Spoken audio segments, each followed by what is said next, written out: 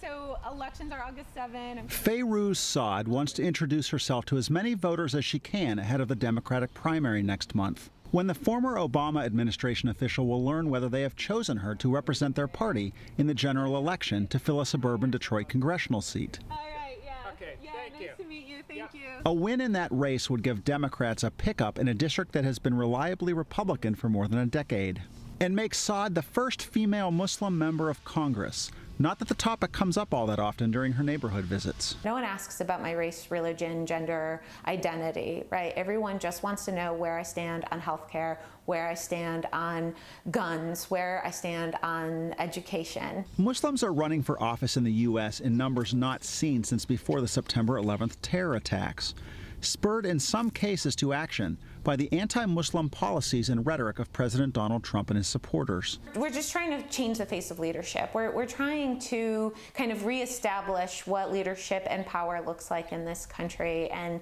have it be more representative of the country that we are in. My name is Abraham Ayash. I'm a candidate for Michigan State Senate. A nonprofit that helps train Muslim candidates says 50 are still in the running in the U.S. for national or statewide offices midway through the primary election cycle. As Muslims run for office, a lot more folks start to recognize that we are just as much as part of the American fabric as any other group is. Not everyone is recognizing that, however. I've had my fair share of folks who kind of resist my candidacy because of how I choose to pray. And what was the racial mix? Tahira Amatul Wadud says she has been forced to weather anti-Muslim sentiment in her race for Congress in Massachusetts. The Islamophobia network is alive and well. I've not been able to avoid their being on their radar. The first-time candidate and civil rights attorney has decided to stand firm against such attacks on her religious background. Dogs will always bark, but they seldom bite. Just don't let them get you, because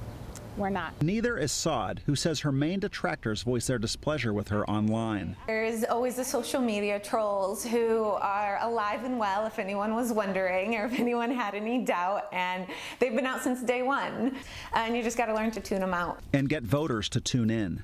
Mike Householder, The Associated Press, Canton Township, Michigan.